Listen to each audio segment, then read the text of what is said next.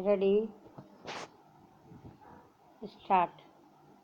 हाल में दिए गए अपने भाषण में चीनी राष्ट्रपति ने ताइवान और तिब्बत के मद्देनज़र एक कड़ा संदेश देने की कोशिश की है। चीन के अंदर सक्रिय अलगाववादियों को चेतावनी देते हुए उन्होंने संप्रभुता के लिए किसी भी संघर्ष तक जाने की बात कही है।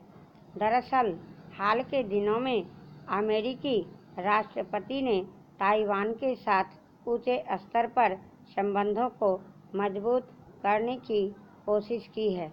ताइवान के नागरिकों के बीच अमेरिका संपर्क बढ़ाने की कोशिश में है। दोनों के बीच मीटिंग और हथियारों के बेचने के प्रबंध जैसी बातें सामने आई हैं। दलाई लामा को लेकर चीन की अलग चिंता रहती है। ऐसे में उसे डर है कहीं अमेरिका बीच में न आ जाए। चीन आशंकित रहता है कि तिब्बतियों के लिए कहीं और से कोई मददगार न आ जाए। तीसरा मसला शिनजियांग का है, जहां से कई आतंकी गुट पाकिस्तान और अफगानिस्तान में सक्रिय रहते हैं। हालांकि चीन पाकिस्तान के कसीदे पढ़ता है, लेकिन उसको मालूम है कि पाकिस्तान अपने यहाँ सक्रिय आतंकी गुट को नियंत्रित कर पाने में सक्षम नहीं है। चीन को यह भी पता है कि उसके विरोधी आतंकी गुटों को पाकिस्तान रोक भी नहीं पाएगा।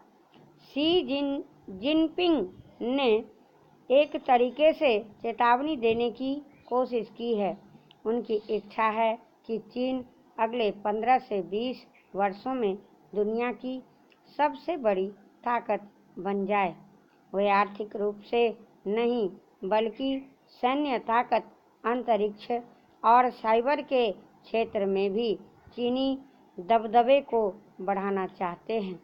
ऐसे में वे एक संदेश देने का प्रयास कर रहे हैं कि चीन को कोई छेड़ने की कोई कोशिश न करे। हालांकि डोकलाम विवादों पर उन्होंने स्पष्ट तौर पर कुछ नहीं कहा। द्विपक्षीय संबंधों को लेकर भारत का रुख हमेशा सकारात्मक रहा है। प्रधानमंत्री नरेंद्र मोदी ने शायद सबसे पहले शी जिनपिंग को नए कार्यालय की बधाई दी। 21वीं सदी एशिया की सदी होने की बात कही जाती है, जिसमें भारत और चीन दोनों की अहम भूमिका होगी। हमें ध्यान रखना होगा कि चीन हमारा सबसे अहम द्विपक्षीय व्यापारिक साझेदार है। पिछले कई वर्षों में दोनों देशों के बीच व्यापार एक ही स्तर पर टिका हुआ था, लेकिन हाल के दिनों में व्यापारिक गतिविधियों में तेजी आई है। हमें उम्मीद करनी चाहिए कि भविष्य में दोनों देश इस दिशा में तेजी से आगे बढ़ेंगे। हमें आर्थिक प्रगति के साथ एक मजबूत देश के रूप में खुद को आगे ले जाना है। ऐसे में हमारी कोशिश होनी चाहिए कि चीन को कहीं यह न लगे कि कोई तीसरा देश हमें प्रभावित कर रहा है। इससे चीन बौखला जाता है। पुराने ज़माने में कहा जाता है कि ताइवान को CIA ने मदद की थी। उसको डर है कि हमारा कोई पड़ोसी देश अलगाववादी संगठनों को छद्म रूप से मदद लेने की कोशिश तो नहीं कर रहा है। हमें ध्यान रखना है कि एशिया के सभी देशों के साथ अपने संबंध ठीक रखने हैं, लेकिन यह भी देखना है कि एशियाई देशों पर चीन कहीं अपना वर्चस्व न बना ले। हाल के वर्षों में चीनी आक्रामकता को देखते हुए हमें सतर्क रहना चाहिए। हमें आर्थिक प्रगति के साथ रक्षा तैयारियों पर विशेष रूप से ध्यान देना चाहिए। खासकर हिंद महासागर में जितने भी द्वीप समूह हैं या अफ्रीका के छोर पर बसे देश हैं, उनके साथ अपने संबंधों को बेहतर बनाकर रखना चाहिए। हिंद महासागर को शांति क्षेत्र बनाए रखने के लिए हमें कोशिश जारी रखनी चाहिए। इस क्षेत्र में चीन में हमें मुख्य विरोधी के तौर पर नहीं देखता। उसको डर है कि भारत जैसे उसके पड़ोसी देशों के साथ मिलकर अमेरिका उसे रोकने का प्रयास न करे। अगर हम अपनी ताकत बढ़ाते हैं तो उससे चीन को कोई समस्या नहीं आएगी।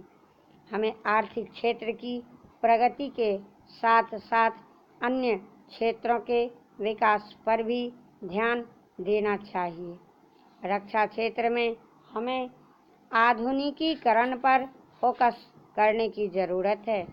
हमें हर क्षेत्र में तकनीकी तौर पर सक्षम होने का प्रयास करना होगा, चाहे आधुनिक लड़ाकू विमानों की बात हो या फिर साइबर क्षेत्र हो। हालांकि हथियारों की खरीद की होड़ से बचना चाहिए। यह संदेश कतई नहीं जाना चाहिए कि भारत आधुनिकीकरण की दौड़ में कहीं पीछे रह गया है। आंतरिक रूप से ढाई मोर्चों पर अपनी तैयारी को पुख्ता रखना चाहिए। हमने देखा है कि दाएश द्वारा हमारे 39 भारतीयों की हत्या कर दी गई। हमें कोशिश करनी चाहिए कि भारत के अंदर ऐसे संगठन अपनी पकड़ न बना पाएं।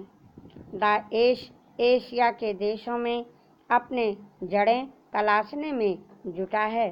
साथ ही यह भी ध्यान में रखना होगा, पाकिस्तानी और चीनी गठजोड़ भविष्य में हमारे लिए किसी तरह का खतरा न पैदा कर दे।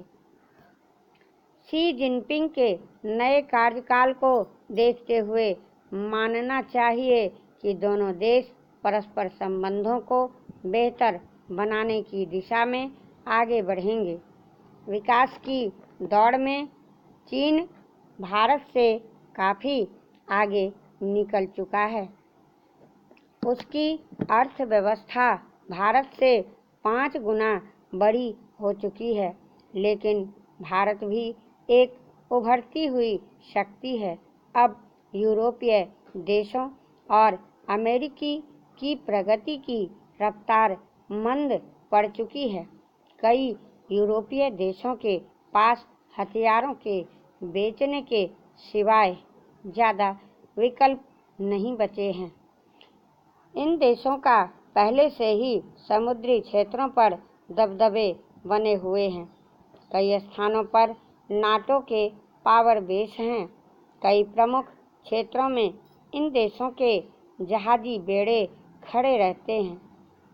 भारत के साथ यह बात नहीं है। यहाँ संभावनाएं बहुत बड़ी हैं। उम्मीद है कि भारत चीन से ज़्यादा तेजी गति से प्रगति करेगा। अगले 15 वर्षों में हमारे तकनीकी कौशल से संपन्न युवाओं की संख्या चीन से अधिक हो जाएगी। हमें किसी हानि की आशंका में डर कर रहने की ज़रूरत नहीं है। चीन की अलग समस्याएं हैं, उनको खुद को व्यवस्थित रखने के लिए स्थायी सरकार बनाकर रखना है। रूस के अंदर जिस प्रकार विघटन हो गया था, वैसा कुछ वहाँ न होने पाए। इसके लिए चीन दबदबा बनकर रखना चाहता है। चीन की भावनाएं भारत के बहुत ज़्यादा खिलाफ नहीं है। वे सीधे तौर पर हमारा विरोध नहीं करते हैं,